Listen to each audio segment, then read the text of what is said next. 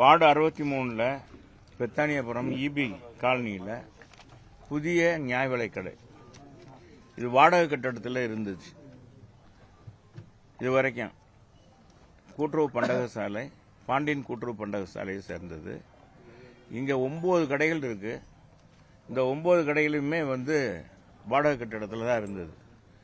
இப்போ நமக்கு இடம் கிடைக்காதனால தான் இது வரைக்கும் கட்டாமல் இருந்தோம். இப்போ அந்த இடம் இது கிடைச்சதுனால கவுன்சிலர், நம்ம இந்த வட்டத்துடைய மாமன்ற உறுப்பினர் அருமை தம்பி கிருஷ்ணமூர்த்தி அவர்கள் இதில் மாமன்ற உறுப்பினராக தேர்ந்தெடுத்த பிறகு இது ஆக்கிரமிப்பில் இருந்தது. அதை எடுத்து அரசாங்கத்துக்கு கொடுத்து, மாநகராட்சிக்கு கொடுத்து, இன்றைக்கி அந்த மாநகராட்சி அந்த காலி இடத்துல இந்த நியாய விலை என்னுடைய தொகுதி மேம்பாட்டு நிதியிலிருந்து 10 லட்ச ரூபாய் செலவில் கட்டி கொடுத்துருக்கோம் என்பதை பெருமையோடு தெரிவிச்சுக்கிறேன். அது மட்டுமல்ல, இந்த பகுதியினுடைய வளர்ச்சிக்காக, இந்த பெத்தானியபுரம் மக்களுக்கு தங்குதடைந்து குடிநீர் கிடைக்கணும் என்பதற்காக எங்களுடைய ஆட்சி காலத்திலேயே 48 லட்ச ரூபாய் செலவில் குழாயெல்லாம் அமைத்து, மெயின் பைப்பு அமைத்து, அதே மாதிரி இங்கே இருக்கிற கழிவு நீரை அகற்றுவதற்கு அன்றைக்கு போர்க்கால அடிப்படையில் நம்முடைய மாநகராட்சியுடைய முதன்மை பொறியாளர் மதுரம் இருக்கும்போது அன்பிற்கினிய அதுக்கு அடுத்து வந்த அரசு அவர்களுடைய தலைமையிலும் இந்த பகுதிக்கு எங்களால் முடிந்த அளவுக்கு இந்த சாக்கடைகளை கழிவு நீரை அகற்றுவதில் எங்களுடைய பயன்பாடு இருந்தது. இது எங்கள் என்னன்னா, இந்த பெத்தானியபுரம் என்பது விரிவாக்க பகுதி. இங்கே ஏற்கனவே மக்கள் குறைவாக வசித்தாங்க, வீடு கம்மியாக இருந்தது. அப்போ பாதாள சாக்கடை போடப்பட்டது. இப்போ கூடுதலாக வீடுகள் வந்துருச்சு, குடித்தனம் அதிகமாயிருச்சு, உபயோகப்படுத்துகிற தண்ணியும் அதிகமாயிருச்சு. இப்போ நம்ம போர்வெல் கேட்குறாங்க, போட்டு கொடுக்குறோம். வாரத்தில் டெய்லி தண்ணி வந்தால் அவங்க நல்ல தண்ணி வந்துச்சுன்னா பிடிச்சிக்கிடுவாங்க. முன்னால் வைகை கூட்டு குடிநீர் திட்டம் சரியாக செயல்படுத்தாதனால, அவங்க போதுமான தண்ணி இல்லாதனால வைகை ஆற்றிலிருந்து வர்ற தண்ணியை நம்ம பம்ப் பண்ணி தான் கொடுத்துட்டு இருந்தோம் ஏற்கனவே. அது 3 நாள் 4 நாளைக்கு ஒரு தடவை வரும்போது, கூடுதலாக தண்ணி வரும்போது அது என்ன செய்கிறாங்க, அந்த தண்ணி அன்னைக்கு அதிகமாக போகும்போது தண்ணி திரும்ப நிறைஞ்சு அந்த கழிவு நீரில் சேர்ந்துருது. கழிவு நீரும் அதுவும் சேர்ந்ததுனால சாக்கடை ஆறாக போய்கிட்டு இருந்துச்சு. அதனால் இது மெயின் வீதியிலெல்லாம் ஓரளவுக்கு எங்கள் ஆழத்திலே கட்டுப்படுத்தணும். அப்போ நான் அமைச்சராகவும் சட்டமன்ற உறுப்பினராக இருந்ததுனால அன்னைக்கு மாநகராட்சி போர்க்கால அடிப்படையில் பணியில் எடுத்தேன். அதே நேரத்தில் எங்களுடைய ஆட்சியிலேயே நான் அதிகமான இந்த பம்பிங் ஸ்டேஷன் அமைக்கணும். இது போன்ற பகுதி இங்கே நம்ம இது என்ன காலவாசல் பகுதி, அதே மாதிரி கோச்சடை, அதே மாதிரி அந்த பக்கம் இந்த ஒரு 7 வார்டுகளுக்கு புதியதாக பம்பிங் ஸ்டேஷன் அமைக்கணும், ஆழ்குழாயை அமைக்கணும்னு சொல்லி இந்த ஆட்சியில் உங்கள் தொகுதியின் முதல்வர் என்ற அடிப்படையில் நம்ம முதலமைச்சர் 2012 எங்களுக்கு ஒரு 10 கோரிக்கைகள் நீங்கள் கொடுங்க, நிறைவேற்றாததை இதுவரைக்கும் நிறைவேற்றாத கொடுங்க, நான் நிறைவேற்றி தரேன் அப்படின்னு சொல்லி கொடுத்துருந்தார். எனக்கு மட்டும் இல்லை, 234 தொகுதிக்கும் இன்க்ளூடிங் முதலமைச்சர் தொகுதிக்கும் அதுலேயும் நிறைவேற்றாத பகுதியெல்லாம் நிறைவேற்றுவதாக. ஆனால் இதுக்கான பணிகளை 10 கோரிக்கைகள் வைத்திருந்தேன். இந்த பகுதியில் கூடுதலாக 5 ஆழ்குழாய் கிணறுகள் அமைத்து, இதில் வர்ற கழிவு நீர்கள்லாம் அதில் பம்ப் பண்ணி, அதுலேருந்து பம்ப் பண்ணி நம்ம வெள்ளக்கல்லுக்கு அனுப்புகிற மாதிரி செஞ்சுருந்தோம். நம்ம அதிகாரிகள் தான் போட்டு கொடுத்தாங்க. அதுக்கு சுமார் 7 கோடி ரூபா தான் செலவாச்சு. இந்த 7 கோடியை மாநகராட்சியால் செய்ய முடியாது. அது என்ன சொல்லிட்டாரு முதலமைச்சர், அங்கேருந்து அனுப்புனவங்க முதல்ல எல்லாம் ஏற்றுக்கொண்டாங்க. அதிகாரிகள் தான் எங்கள் அந்த 10 கோரிக்கையும் எங்களோட இதை நிறைவேற்றி கொடுங்க சார் அப்படின்னு கேட்டாங்க. அது அடிப்படையில் நாங்கள் எழுதி கொடுத்தோம். அதுக்கான எஸ்டிமேட்டும் அதிகாரிகளே போட்டாங்க. அப்புறம் மாவட்ட ஆட்சியாளர் தலைமையில் ஒரு கமிட்டி இருந்தது. அந்த கமிட்டி அது சீராய்வு பண்ணாங்க. இது கூடுதலாக கொடுத்துருக்காங்களா, சரியாக தான் கொடுத்துருக்காங்களா, இந்த திட்டங்கள் இது போதுமானதானா, இது இந்த திட்டம் சரியானதானா, அரசாங்கத்துக்கோ மாநகராட்சிக்கோ இழப்பீடு ஏற்படுமா அப்படின்னு அடிப்படையில் கேட்டாங்க. ஆனால் எல்லாருமே சரிதான் அப்படின்னு சொல்லி தான் அது கொடுத்ததன் அடிப்படையில் பார்த்தீங்கன்னா எந்த இதுவும் இது வரைக்கும் செயல்படுத்தவே இல்லை. ஆட்சி முடிய போகுது, இது வரைக்கும் செயல்படுத்தலை. இந்த நடராஜ நகரில் மட்டும் ஒரு மின்மயானம் கேட்டிருந்தேன். அது மட்டும் 2 கோடிக்கு சாங்ஷன் பண்ணி அது பணி தொடங்கப்பட்டது. அது தொடங்கப்பட்டு இப்போ ஏறத்தாழ 90 லட்சம் 1.25 கோடிக்குள்ளேயே அந்த பணி நிறைவேற போகுது. இது ஒன்று தான் இது. மற்ற நம்முடைய மதுரை மாநகருக்கு ஏற்கனவே 1961 தான் அரசாங்க கலைக்கல்லூரி இருக்கு. அந்த கலைக்கல்லூரி கூடுதலாக இங்கு கலைக்கல்லூரி வேணும், இருபாலர் படிக்கிற பள்ளியாக அந்த கலைக்கல்லூரி அமைய வேண்டும் என்ற அடிப்படையில் விளாங்குடியில் 3.25 ஏக்கருக்கு இடம், போதுமான அரசாங்கத்துக்கான இடம் இருக்கு. அந்த இடத்த எடுத்து நம்ம கலைக்கல்லூரி கட்டலாம்னு சொல்லி கொடுத்தோம். அது உறுதியாக செஞ்சு தர வேண்டும். அன்னைக்கு உயர்கல்வித்துறை அமைச்சராக இருந்தவர். அதை நான் அந்த கோரிக்கையாக அதையும் நான் சட்டமன்றத்தில் பேசினேன். நான் கொடுத்த கோரிக்கையெல்லாம் முதலமைச்சருடைய கவனத்துக்கும் நான் அந்த கோரிக்கையை கொடுத்ததோடு இல்லாமல் சட்டமன்றத்தில் எனக்கு வாய்ப்பு வரும்போதெல்லாம் இந்த 10 கோரிக்கையும் முதலமைச்சருடைய கவனத்துக்கு கொண்டு போயிருக்கேன். சம்பந்தப்பட்ட அமைச்சர்களுக்கு அதை தெரிவிப்பாங்க.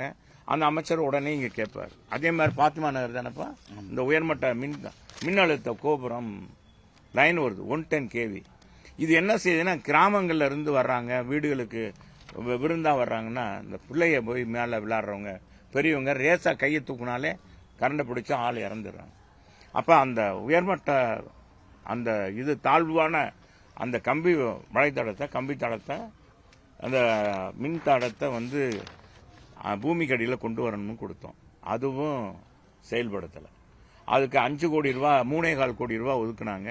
இபியிலிருந்து முன்னாள் அமைச்சர் தங்கம் தென்னரசு இருக்கும்போது அது ஒதுக்கீடு பண்ணார். பட் அதுக்கான பணிகளும் நடக்கலை. ஆக 10 கோரிக்கையில் 9 கோரிக்கை ஒரே ஒரு கோரிக்கையை தவிர 9 கோரிக்கை நிறைவேற்றப்படலை என்பதை தெரிவிக்கிறேன். ஆனால் நான் சட்டமன்ற உறுப்பினராக இங்கே தேர்ந்தெடுத்த பிறகு முதலாக காமராஜர் பாலத்தை விரிவாக்கம் பண்ணேன். அன்னைக்கு 11.25 கோடியில் அந்த பாலம் விரிவாக்கப்பட்டது. இப்போ தீக்கதிரிலிருந்து நம்ம குரு தியேட்டர் வரைக்கும் பார்த்தீங்கன்னா பஸ் ஒரு சைடு தான் வரும். இப்போ 2 பாலம் இருக்கிறதுனால விரைவாக போயிடுது. பாத்மா காலேஜ் வரைக்கும் பஸ் நிற்கும். இங்கிட்ட காலவாசல் வரைக்கும் அப்போ பறக்கும் பாலம் நம்ம கட்டலை காலவாசலில். அப்போ அங்கே ஒரு பாலம், அந்த பாலம் கட்டுறதுக்கு முன்னால் பார்த்தீங்கன்னா அங்கே அந்த பஸ்ஸு பூரா அங்கே பஸ்ஸு போக்குவரத்து பயங்கர நெரிசலாக இருக்கும். அப்புறம் அதுக்காக அம்மாட்ட சொல்லி உடனடியாக அந்த காமராஜர் பாலம் ஆரம்பிக்கப்பட்டதுனால இந்த போக்குவரத்து இதாகிடுச்சு. அது மட்டும் இல்லை, குருதேட்டிலிருந்து நம்ம இது வரைக்கும் பழங்கானத்தை வரைக்கும் 4 வழிச்சாலையாக இந்த சாலையை விரிவாக்கம் பண்ணோம். அப்புறம் அண்ணன் எடப்பாடியார் காலத்தில் பறக்கும் பாலம் அமைச்சோம். அதே மாதிரி முடக்கு சாலையில் ஒரு பறக்கும் பாலம் அமைத்தோம், அங்கே கூட்ட நெரிசலை போக்குறது. அதே மாதிரி நம்ம பெத்தானியாபுரத்திலிருந்து விறகுனூர் வரைக்கும் 2 வழிச்சாலை விரைவுச்சாலை எங்களுடைய ஆட்சி காலத்தில் கொண்டு வந்தோம். மத்திய தொகுதியில் இந்த பகுதியில் ஆழ்குழாய் கிணறு ரொம்ப தண்ணி ரொம்ப கீழே போயிருச்சு. நிலத்தடி நீர் குறைவாயிருச்சு. 800 அடி 900 அடி போகணும். அதனால ஒரு தடுப்பணை கட்டணும் ஆரப்பாளையத்தில். இந்த தடுப்பணை கட்டினதுனால 300 அடி 200 அடி 150 அடியிலாம் தண்ணி வந்துச்சு. இது 4 தடுப்பணை கட்டணும். வைகை ஆற்றின் குறுக்கே 4 பாலம் கட்டணும். மொத்தம் 10 பாலம் இந்த பகுதிக்கு கட்டி கொடுத்துருக்கோம். மொத்தம் மாநகருக்கு கட்டி கொடுத்துருக்கோம். அதே மாதிரி பார்த்தீங்கன்னா இப்போ மதுரை மாநகர பல்வேறு வளர்ச்சி பணிகள் எங்கள் காலத்தில் 2000க்கு முற்பட்ட காலமான நம்ம மதுரை மாநகருக்கு வரலாறு உண்டு. அதை நாம் நவீனமயமாக்கின்ற பணியில் எங்களுடைய ஆட்சி செய்தோம். இவங்க ஒன்றுமே செய்யலை. பல ஆயிரம் கோடி 8000 கோடி மட்டும் எங்களுடைய புரட்சி தமிழர் எடப்பாடியார் மட்டும் 8000 கோடி கொடுத்து அத்தனை நாங்கள் கேட்ட எல்லாம் உங்களுக்கு தெரியும். ஏற்கனவே பல முறை நான் சொல்லியிருக்கேன். இந்த முல்லை பெரியார் கூட்டு குடிநீர் திட்டம் இது நான் முயற்சி எடுத்து முழுக்க மதுரை மக்களுக்கு தங்கு தடையின்றி குடிநீர் கிடைக்கணும் என்பதற்கு 24 மணி நேரத்தும் தண்ணி கிடைக்கணும்னு கொண்டு வந்த திட்டம். அது இவங்க காலத்தில் முடிக்கவே இல்லை. 2023 முடிக்க வேண்டியது, அது முடிக்கலை. இப்போ பார்த்தீங்கன்னா அந்த தண்ணி கூட இங்கே ஒழுங்காக வரல. 2 மணி நேரம் கொடுக்குறாங்களா, எவ்வளவு நேரம் கொடுக்குறாங்க? பெரியார் கூட்டு குடிநீர் திட்டமே இந்த பகுதிக்கே வரல. ஆனால் நம்ம வணிகவரித்துறை அமைச்சர் தொகுதியில் போய் பாருங்க, 14 வார்டு இருக்கு. 14 வார்டுலேயே சீராக தண்ணி போகுது. அங்கே மட்டும் இந்த அதிகாரியை செய்கிறாங்க, பணி செய்கிறாங்க. இங்கே அந்த மாநகராட்சி அதிகாரிகள் எதையும் செய்கிறதில்ல, அந்த அமைச்சரும் கண்டுகொள்றதில்ல. மதுரை மாநகரில் பல பகுதிகளில் பார்த்தீங்கன்னா இதே நிலை தான் இருக்குது. இதை வந்தீங்கன்னா ரெண்டு மணி நேரம் கொடுக்குறாங்க. அதை ஒழுங்காக அந்த அழுத்தம் பார்க்காதனால தொட்டியிலிருந்து நாங்கள் 42 மேல்நிலை தொட்டி கட்டணும், 43 மேல்நிலை தொட்டி விட 39 மேல்நிலை தொட்டி ஏற்கனவே இருந்தது. 82 மேல்நிலை தொட்டி மூலமாக அதை கொடுக்கறது. 24 மணி நேரம். இந்த 20 லட்சம் மக்கள் இன்னைக்கு இருக்காங்க. இன்னும் 40 லட்சம் மக்கள் பெருக்கம் ஏற்பட்டாலும் மதுரையில் குடிநீர் தட்டுப்பாடே இல்லாத அளவுக்கு 24 மணி நேரமும் அவங்க வீட்டிலேயே பிடிச்சிக்கலான்ற ஒரு அருமையான திட்டம். அதையும் இந்த ஆட்சியில் செயல்படுத்தலை என்பதையும் தெரிவிச்சுக்கிறேன். இப்போ நீங்கள் பார்த்துருப்பீங்க, எங்கள் பொதுச் செயலாளருடைய கான்செப்ட் என்னன்னா, விடிய ஆட்சியின் வீட்டு பிள்ளை சாட்சி, விளையாட்டத்தின் ஆட்சி சாட்சின்னு சொல்லி எங்கள் பொதுச் செயலாளர் கொடுத்து, தகவல் தொழில்நுட்ப பிரிவு சார்பாக இங்கே இருக்க இளைஞர்களை விட்டு ஒவ்வொரு வீடு சார்பாக ஒவ்வொரு வீட்லேயும் அவங்க வீட்டில் முன்னால் இப்போ எவ்வளோ விலைவாசி, அரிசி என்ன விலை விற்கிது, பருப்பு என்ன விலை விற்கிது, எண்ணெய் என்ன விலை விற்கிது, வீட்டு வரி இப்போ எவ்வளோ கட்டுறாங்க, எலக்ட்ரிக் பில் எவ்வளோ கட்டுறாங்க, குப்பை வரி எவ்வளோ போடுறாங்க, பால் விலை எவ்வளவு, இப்படியெல்லாம் கேட்டு, இதுக்கு முன்னால் 2021 ஆட்சியில் இருக்கும்போது என்ன விலை விற்றது, அது நீங்கள் என்ன விலைக்கு வாங்கினீங்க, இப்போ என்ன விலைக்கு வாங்குறீங்க அப்படின்னு கேட்ட அடிப்படையில் ஒவ்வொரு குடும்பத்தும் கூடுதலாக மாதம் ஒன்றுக்கு வந்தீங்கன்னா கூடுதலாக குறைஞ்சபட்சம் 80,000, 60,000, 70,000 கூடுதலாக வருது. ஆக 5 வருஷத்தில் இந்த வருஷம் அந்த ஆட்சியில் 4 லட்சம் ரூபாய் ஒவ்வொரு குடும்பத்துக்கும் கூடுதல் சுமை ஏற்பட்டிருக்கு. ஆனால் அந்த 4 லட்சம் அளவுக்கு இந்த ஆட்சியில் எதுவும் செஞ்சுருக்காங்களா?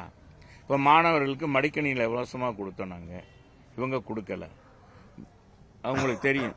அதே மாதிரி மற்றதெல்லாம் விலை இல்லாதது தான். உங்களுக்கு தெரியும், நாங்கள் 2000 மினி கிளினிக் எங்கள் அண்ணன் கொண்டு வந்தார், அது இந்த ஆட்சியில் செயல்படுத்தலை. அம்மா மருந்தகம் கொண்டு வந்தோம், அதுவும் இவங்க சரியாக செயல்படுத்தலை. இப்போ முதலமைச்சர் மருந்தகம் கொண்டு வந்து 1000 மருந்தகம் கொண்டு வந்தாங்க. அது இந்த சட்டமன்றத்திலேயாச்சும் அறிவிப்பாங்கன்னு பார்த்தேன், அதுவும் கூட்டுறவு மருந்து. ஏற்கனவே அம்மா மருந்தகத்துக்கு நாங்கள் 20 லட்ச ரூபா மானியம் கொடுத்தோம். 20 லட்ச ரூபா கொடுத்து அந்த மானியத்தை கொடுத்து அவங்களுக்கு ஏசி வசதி செஞ்சு எல்லாமே செஞ்சு நான் தான் அதனுடைய துறை அமைச்சர். ஏறத்தாழ நாங்கள் ஒரு 310 அம்மா மருந்தகங்கள் திறந்தோம். இவங்க 1000 அம்மா மருந்தகங்கள் திறக்கிறோன்னு சொல்லிட்டு எத்தனை மருந்தகங்கள் செயல்படுதுன்னு பார்த்தா எந்த மருந்தகமும் செயல்படலைன்னு தான் எனக்கு கேள்விப்பட்டிருக்கேன். எங்கள் அதிகாரியே சொல்கிறாங்க, எங்க போய் திறந்து பூராமே நஷ்டமாகுது, வாடகை கொடுக்க முடியல, வைக்க முடியல, கூட்டுறவுத்துறைக்கு ரொம்ப நஷ்டம், நாங்கள் அதில் நடத்தலை, சும்மா பேரளவுக்கு வச்சுருக்கோம். அந்த மருந்தாளுநருக்கு கூட சம்பளம் கொடுக்கணும். மருந்தாளுநர்னா உங்களுக்கு தெரியும்ல, என்ன தெரியுமா? கெமிஸ்ட். அவங்க இல்லை, பிஃபார்ம் முடித்தவங்க தான் அது கூட இந்த ஆட்சியில் சரியாக செயல்படுத்தலை என்பதை தெரிவிச்சுக்கிறேன். வேற என்ன சொல்லுங்கள்? இப்போ ஒவ்வொரு தடவையும் இப்போ இன்னைக்கு பார்த்தீங்கன்னா முதலமைச்சர் அமைச்சர்களுக்கெல்லாம் அறிவுரை கொடுத்துருக்காரு, எப்படியாவது ஜெயிக்கணும் அப்படின்னு அடிப்படையில் இன்னைக்கு இருக்காங்க. ஆனால் மிகப்பெரிய அளவுக்கு மக்கள் ஒரு எதிர்ப்பு அலையை இந்த ஆட்சி சந்திச்சிருக்குது என்பதை தெரிஞ்சுக்கிறேன். நான் சொல்றேன், இந்த ரீதியாக ஏதாச்சும் கேள்வி கேட்கறேன்னா கேளுங்க. இது வேற எதுவும் சும்மா கட்சி ரீதியாக கட்சியை போய்கிட்டு அது இதுன்னு எல்லாம் பேசக்கூடாது. இந்த விலைவாசி ஏற்றம் இதை பற்றி ஏன்னா இன்னைக்கு விலைவாசி ஏற்றம், அரசாங்கத்துடைய குறைபாடுகள், இதை பற்றி தான் நம்ம இது பண்ணியிருக்கோம். அரசியலில் இதுல எல்லா விளையாட்டும் பார்க்கலாம். இப்ப அவங்க விளையாட்டம் இல்ல, நம்மளே அடிச்சு கொடுக்கறது. நம்ம என்ன விளையாட்டு, நாங்களே அடிச்சா வச்சிருக்கேன். நீங்க கேட்கறதே தவறான இல்ல நீங்க கேள்வி கரெக்ட், நீ கேட்ட கேள்வி கரெக்ட், நெறியாளர் கேட்ட கேள்வி. இது எதிலையும் விலைவாசி இது கிடையாது. அவங்ககிட்டே கேட்கிறோம், அவங்ககிட்ட நீங்க முன்னாலே என்ன விலைக்கு வாங்கினீங்க, அரிசி என்ன விலைக்கு வாங்கினீங்க. இப்ப அவர் கேட்டார்ல, இவர் தான் மாவட்ட செயலாளர், தகவல் தொழில்நுட்ப பிரிவுடைய செயலாளர் கவிச்செல்வம். இவரின் கீழே 25 பகுதிச் செயலாளர் இருக்காங்க, நிர்வாகி இருக்காங்க. அத்தனை நிர்வாகியும் இன்னையிலிருந்து மதுரை மாநகரில் எல்லா பகுதியிலும் போய் ஒவ்வொரு வீடாக போய் கேட்க போகிறாங்க. இதுக்கு கால அளவெல்லாம் கிடையாது. ஒவ்வொரு வீட்லையும் போய் கேட்டு அவங்கள்ட்ட முதல்ல அரிசி என்ன விலைக்கு வாங்கினீங்க, இப்போ என்ன விலைக்கு வாங்குறீங்க, அதான் அவங்களே சொல்லுவாங்க. அதைத்தான் அடிக்க போறோம். முன்னால என்ன விலைக்கு வாங்கினாங்க, இப்ப என்ன விலைக்கு அப்படின்னு ரெண்டு விலையும் அது ரெண்டும் கம்பேரிசன் பண்ணி அவங்ககிட்ட இதை கொடுக்கறோம். அவங்ககிட்ட கொடுத்தா விடிய ஆட்சியினுடைய விலைவாசி ஏற்றத்தை அவங்க வீட்டுக்கே தெரிஞ்சுக்கிற மாதிரி. இது அருமையான கான்செப்ட். இது வரைக்கும் யாருமே செஞ்சதில்லை. இது யாரையும் கேலி கிண்டல் பண்ணி அல்ல, அரசாங்கத்தை கேலி கிண்டல் பண்ணல. அரசாங்கத்துக்கு உண்மையான நிலை, இன்னைக்கு மக்கள் படுற உண்மை நிலை. இதை கூட நான் என்ன கேட்கிறேன், முதலமைச்சர் தன்னுடைய இதை கூட ஒரு இதாக எடுத்து எவ்வளவு தூரம் நம்மளுடைய ஆட்சியில் விலைவாசி ஏற்றிருக்குன்றத இது அளவுகோலா எடுத்து நம்ம முதலமைச்சர் பார்த்து அந்த விலைவாசியெல்லாம் குறைக்கிறதுக்கு கொஞ்சம் ஏற்பாடு உங்க ஊடகங்கள் மூலமாக இந்த செய்தி பார்க்குற முதலமைச்சர், என்னப்பா இவ்வளவு விலைவாசி ஏறி இருக்கு, அவங்க காலத்துக்கு நம்ம காலத்துக்கு இவ்வளவு வந்துருச்சே, நம்ம பாலாறும் தேனாரும் ஓடுது, நம்ம ரோல்டு மாடலா இருக்கோம், இந்தியாவிலே திராவிட மாடல் தான் முதன்மையானதுன்னு நம்ம சொல்றோம். மக்கள் இவ்வளவு தூரம் அவதிப்படுறாங்களான்னு தெரியும். அதை நீங்க கொஞ்சம் செய்யுங்க.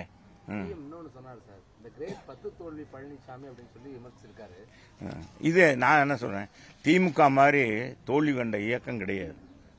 தூண்ட அந்த கட்சி இருக்குமா இல்லையான்ற நேரத்தில் கூட கலைஞர் தன்னுடைய பேச்சாற்றலும் கவிதையாலும் அவர் எழுதினா உடன்பிறப்பே அப்படின்னு சொல்லி ஒரு கடிதம் எழுதுவார் முரசொலியில்.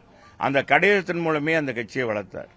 அது மட்டுமல்ல, எந்த தேர்தலையும் அவர் கூட்டணியை அமைச்சு தான் போட்டிருக்காங்க.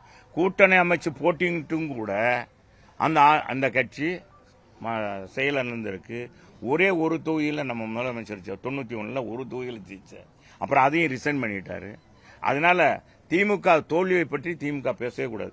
எங்க புரட்சி தலைவர் எம்ஜிஆர் அவர்களை, புரட்சி தலைவரை, அவரை அதிகாரம் பூசிவன், அரசியல் பண்ண தெரியுமா, நடிகனுக்கு நாடாள தெரியுமா என்று கேட்டவர் தான் கலைஞர்.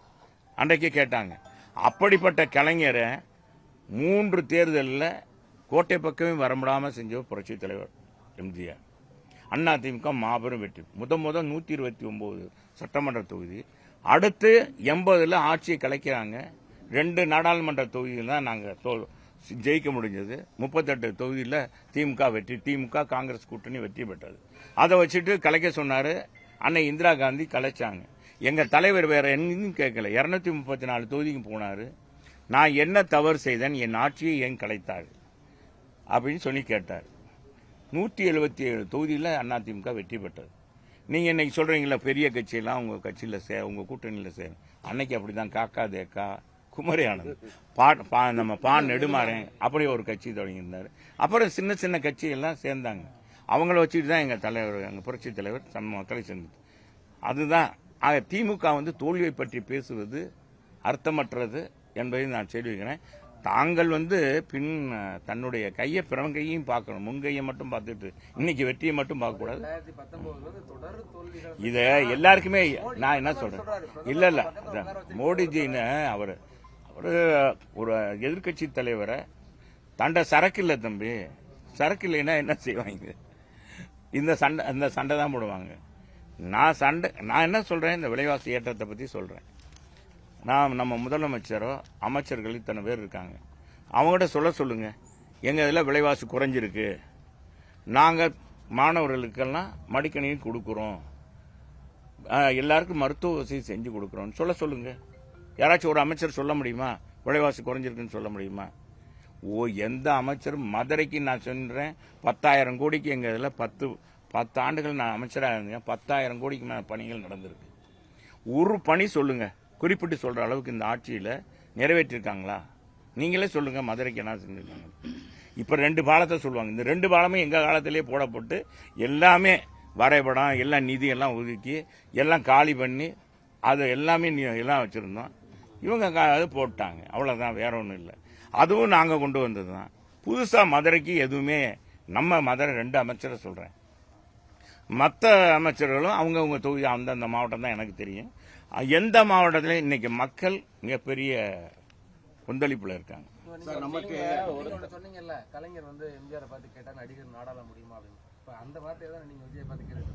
நாங்க கேட்கலங்க, அவங்க எங்களை பற்றி தாக்குனாங்க. நான் என்ன சொல்றேன், யார் வேணாலும் வரலாம் பொது வாழ்க்கையில், நடிகராக இருந்தால். நாங்க என்ன சொல்றோம், நடிகராக இருந்தாலும் மக்கள் செல்வாக்கு பெற்றவர் யாராக இருந்தாலும் வர முடியும்.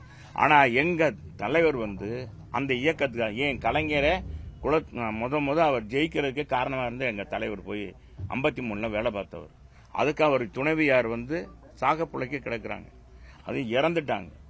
அந்த நேரத்தில் கூட 10 வருமா அவர் பணியாற்றிட்டு இருக்கும்போது அந்த மேடையில் பேசுறாரு. பேசும்போது அவங்க முதல் மனைவி இறந்துடுறாங்க. செய்தியை கூட கேட்டு அவர் அதோட இறங்கி போகல. அன்னைக்கு இருந்த ப்ரோக்ராம்லாம் முடிச்சுட்டு தான் போய் சென்னைக்கு போனார். அப்படிப்பட்ட தலைவர். அவரை போய் அப்படி பேசினாங்க. இவர் எங்கே, நான் என்ன சொல்றேன், சகோதரர் விஜய் நாங்களாம் திட்டல, நாங்க அவரை சொன்னோம். அவர் எங்களை திட்டும் போது நாங்க திட்டாம இருக்க முடியுமா? அவர் அறையிலே உட்கார்ந்துட்டு அரசியல் பண்ணா எப்படி முடியும்? எங்க தலைவர் பொது வாழ்க்கைக்கு வந்தாரு, எல்லா இடங்களுக்கும் போனாரு, வச்சாரு. அவர் போனாரா? அவர் போறாரா? வராரா? என்னங்க புது கான்செப்ட்? 41 பேரை இறந்தத அங்க கூப்பிட்டு சென்னைக்கு கூப்பிட்டு அவங்க துக்கம் விசாரிக்கிறது, இதெல்லாம் புதுசு இல்லையா? பொது வாழ்க்கையில வந்த பிறகு இது தவறுன்னு தான் சொல்றோம். நமக்கான வெற்றி வாய்ப்பு எப்படி இருக்கு? அதே போல பாஜக கூட்டம் நிறைய வந்துருது, பிரச்சனையா இருந்தானே வர மாட்டேன்னு சொல்றாங்க. ஏங்க மத்திய அரசு இருக்கு, மாநில அரசு இருக்கு, எதுக்கு இருக்காங்க? போலீஸ் எதுக்கு இருக்காங்க? அவர் வந்தான்னா அதாவது கம்பெனி இது தேர்தல் பிரச்சாரத்துக்கு வர்றது வருதுங்க. இந்த மாதிரி துக்க விசாரிங்கன்னா அதுக்கு தகுந்த மாதிரி போலீஸ் போடுவாங்க. போலீஸ் இவங்க மேல நம்பிக்கை இல்லையா? மத்திய போலீஸை வாங்குங்க, மத்திய போலீஸை வாங்கிட்டு போலாம்ல. அதெல்லாம் இதை சொல்லக்கூடாது. அதுக்காக சொல்றேன். நான் அதுக்கே வரல. அவரை பத்தி விட்டாச்சு. அவர் எங்களை நேத்தே சொல்லிட்டாங்க, அவங்க வாபஸ் வாங்கிட்டாங்க. எங்களை பத்தி பேசணும். அப்புறம் நாங்க எதுக்கு பேசணும்? நீங்க இந்த போட்டு வாங்குறதெல்லாம் இருக்கக்கூடாது. போட்டு வாங்குறதெல்லாம் இருக்கக்கூடாது. நீ இந்த ஊடகங்கள் தான் இங்கிட்டு சிண்டி முட்டி விட்டு உங்களுக்கு ஏதாச்சும் அந்த டிஆர்பி ரேட்டு கூடணும் அப்படின்னு நீங்க ஏதாச்சும் கேட்பீங்க. அது சொல்லுங்க. நான் இப்ப அதை விடுங்க. இப்ப நீங்க நாங்க என்ன சொல்றோம், எங்களுக்கு ஆள போறது அண்ணா திமுக, முதலமைச்சராக போற எடப்பாடியார். இன்னைக்கு எல்லாம் கருத்து கணிப்பு வந்துகிட்டு இருக்கு. எல்லாம் பார்த்தாலே தெரிஞ்சிடும், எல்லாருக்குமே தெரியும். கண்கட்ட பிறகு சில பேர் 100 சூரியன் நமஸ்காரம். நாங்க சொல்றோம்ப்பா, நல்லது தான் சொல்றோம். எங்க நண்பனாக இருந்தாலும் சரி, யாராக இருந்தாலும். இப்ப கூட நம்ம முதலமைச்சருக்கு நல்லது தான் சொல்றோம். பாருங்க, எங்க பொதுச் செயலாளர் யாராச்சும் இருந்தா இதெல்லாம் சொல்லுவாங்களா? பில்ல போட்டு காமிச்சு அந்த வீட்டு இல்ல இவ்வளவுலாம் விலைவாசி ஏறி இருக்கு, முதலமைச்சரே கவனிங்க அப்படின்னு ஒரு எதிர்க்கட்சி தலைவர் சொல்ற அளவுக்கு எவ்வளவு மனப்பான்மை படைச்சவர், எங்க நல்ல உயர்ந்த மனப்பான்மை படைச்சவர் எங்க எதிர்க்கட்சி தலைவர். இப்ப எங்க பொதுச் செயலாளர் புரட்சி தமிழர் எடப்பாடி. அதனாலதான் தமிழ் மக்கள் இன்னைக்கு அவரை முதலமைச்சராக்கணும்னு நினைக்கிறாங்க. எடப்பாடி பழனிசாமி என்னை சேர்த்து போறாரு, திரும்பவும் பன்னீர்செல்வம் முன்னாள் முதலமைச்சர், உங்களுடைய முன்னாள் ஒருங்கிணைப்பாளர். சரி, இது நீ இது என்னன்னா ஊடுசால் ஓட்டுறாரு. நான் என்ன சொல்றேன், நான் இதை பற்றி கேட்கிறேன். அவர் கேட்கறது யார்கிட்ட கேட்கணும்? நான் சொல்ற கேளுங்க, யார்கிட்ட கேட்கணும்? அவர் எப்படி கேட்கணும்? ஊடகம் மூலமா கேட்பாங்க, இன்னொருத்தர் மூலமா கேட்பாங்க. ஒரு கட்சியில சேர்த்துக்கிறது. இவர் கட்சியில இவரெல்லாம் ஒருங்கிணைப்பாளர் இருந்திருக்காரு, முதலமைச்சரா இருந்தது. இவர் கட்சியுடைய நிலைப்பாடு தெரியும். இன்னைக்கு இந்த மாதிரி ஊடகத்தில் பேசி தான் அவர் இப்படி ஆயிட்டார். இவர் மட்டும் இல்ல, இவர் கூட பின்னால இருக்காங்க பாருங்க, அவங்களையும் பாதிக்க விடுறாரு. நான் அண்ணன் பன்னீர்செல்வத்துக்கு கேட்டுக்கிறேன், இந்த நாடகம் எல்லாம் வேண்டாம். ஏன்னா மக்கள் பார்த்து சலிச்சு போயிட்டாங்க. கலைஞர் நடத்தாத நாடகமா? ஏங்க அவர் இன்னைக்கு முதலமைச்சர் செய்யாத நாடகமாங்க, ஒத்திகையாங்க? அவர் காட்டாத படமா? இவர் புதுசா காமிக்க போறாரு. நீங்க அதெல்லாம் விடுங்க, மத்தது என்ன சொல்லுங்க. இத பத்தி சொல்றீங்களா? அதிமுக எளிதில் வெற்றி பெறக்கூடிய இடங்களை ஃபுல்லா பாஜக கேட்டு வற்புறுத்துவதாக ஒரு தகவல் வருது, அது உண்மையா சார்? அது உங்களுக்கு வந்திருக்கும், எங்களுக்கு எல்லாம் வரல. அவருக்கு வந்திருக்கு போல இருக்கு. அவர் அதனால அது கேட்கிறார். இவருக்குன்னு தனியா மோடிஜி சொல்லி, அமித்ஷா சொல்லி, நான் என்ன சொல்லியிருக்கேன், அது நேரம் இவருக்கு சொல்லிட்டாரு போல. ஏங்க நீங்க வேற, இங்க பாஜக கூட்டம் அதிமுக கூட்டணி மாபெரும் வெற்றி பெற போகுதுன்னு சொல்ல போறாங்க. வெற்றி போகுதுன்னு மக்களே மிகப்பெரிய சுனாமி ஏற்பட்டிருக்கு தலைவர. இந்த ஆட்சியை அகற்றணும்னு மக்கள் எதிர்ப்பு சுனாமி, இந்த ஆட்சியை அகற்றியே ஆக வேண்டும் அப்படின்னு அடிப்படையில் மக்கள் இன்னைக்கு முடிவு எடுத்துட்டாங்க. அதனால யார் எத்தனை பேர் கூட்டணியில் அதை சேர்ந்தாலும் சரி, திமுகவோட கூட்டணி வச்சாலும் சரி, அவங்க எல்லாம் இந்த சுனாமியில் அடிச்சு போயிடுவாங்க.